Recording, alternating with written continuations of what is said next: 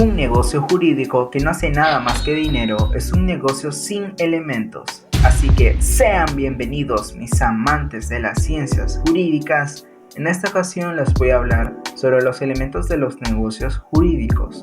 ¡Esta cosa es real, hijo! El primer elemento es la capacidad. Se define como la actitud para poder obrar y ejercer determinados derechos. Su limitación. Solo se encuentra sustento en la posible vulneración de derechos, en la que se encuentran las personas menores de edad y las personas que padecen alguna afección en su salud mental, o personas con capacidades diferentes.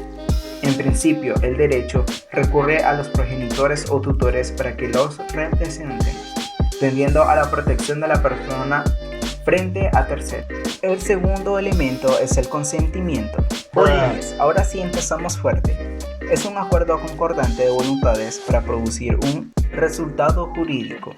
Por consiguiente, esta declaración de voluntad debe ser libre y espontánea, con un fin jurídico determinado, y no debe estar viciado ni por error. Esto significa tener una opinión contraria a la realidad, ni por dolo, es decir, cuando una de las partes ha sido engañada.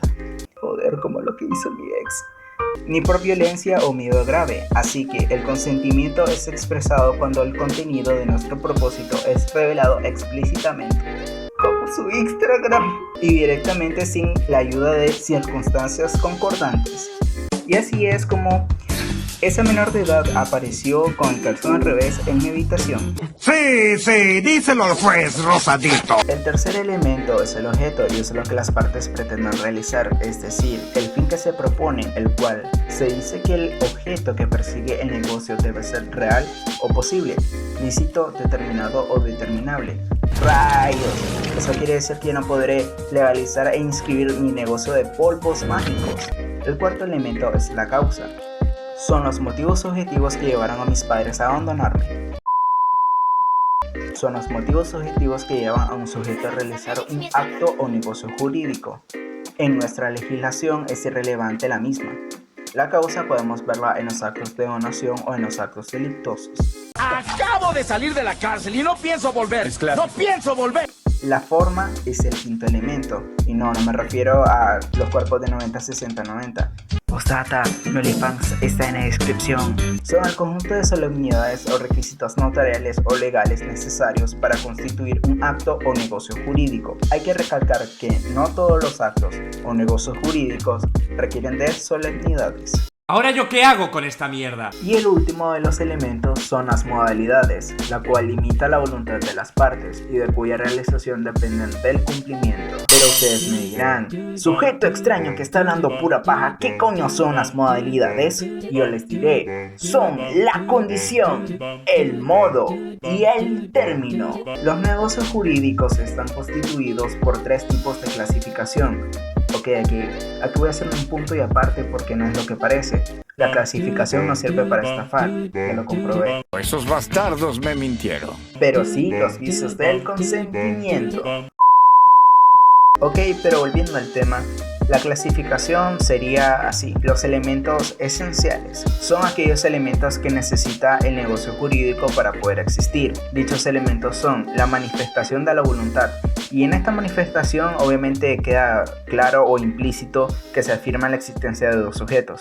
Creo que es muy obvio que sí. Luego sigue el objeto, la causa y la forma. La segunda clasificación son los elementos accidentales. Son aquellos que no influyen en nada para la creación o existencia del negocio jurídico, pero que por voluntad de las partes pueden ser incorporados. En palabras más cristianas, usted debería agregar estos elementos a su negocio jurídico, o si no va a ser más rico a uno de mis colegas. Hola, sea yo. De esta manera, estos elementos pasan a tener una relevancia muy esencial en el acuerdo de ambas partes. Se entiende por elementos accidentales la condición, el plazo y el modo.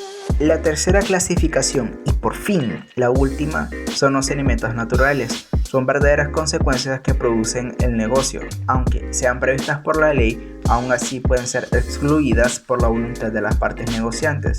Es decir, estos elementos pueden estar implícitos en el acuerdo por la ley, pero que la voluntad de las partes pueden excluirlo o que no tenga aplicación en el negocio o contrato.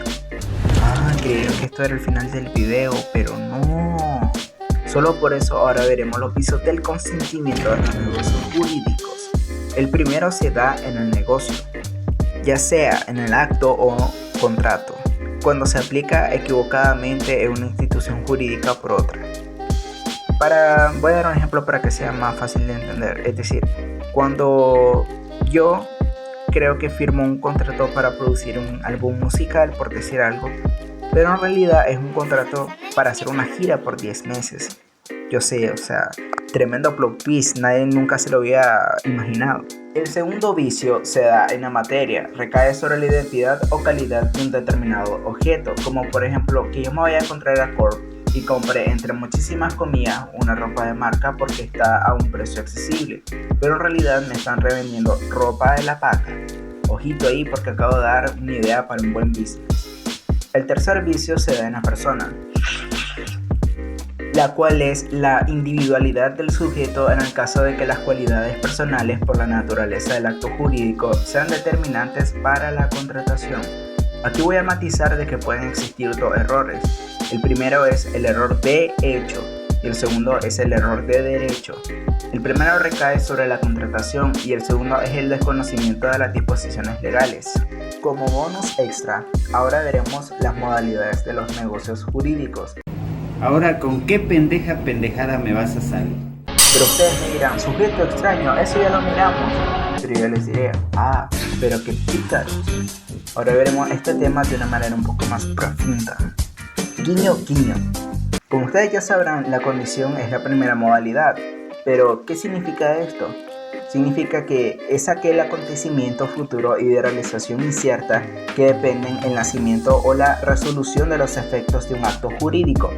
Existen dos tipos de condiciones. La primera es la suspensiva. Es un suceso impredecible cuyo cumplimiento depende del surgimiento de los efectos del acto.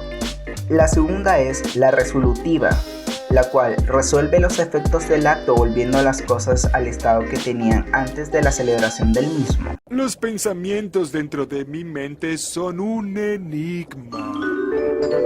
La segunda modalidad es el plazo, el cual es el lapso de tiempo dentro del cual ha de ocurrir un hecho o bien ha de transcurrir antes de que un suceso se realice o los efectos se produzcan. El último pero no menos importante de las modalidades es el término, el cual es el hecho futuro e inevitable del cual dependen el principio o la extinción de los efectos del acto jurídico. Debes resistir, amigo. Pero se preguntarán, ¿cuál es la diferencia entre plazo y término? Bueno, la principal diferencia entre estos dos radica en que para el primer caso sería la fecha exacta o momento preciso en el que se debe suceder el acto o el hecho, y para el segundo caso sería el lapso o periodo en que se suele. Otra diferencia un poco más marcada sería que el plazo es el tiempo que determina cuándo se debe proceder con el acto. Sin embargo, el término es el hecho o acto determinado por el plazo.